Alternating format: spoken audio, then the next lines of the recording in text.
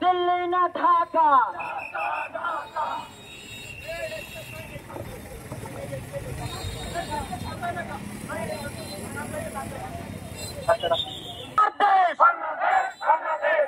আমার সোনার বাংলায় বৈষম্য ঠাই নাই, সহপাঠীদের ঠাই নাই, ফাঁসিবাদের ঠাই নাই।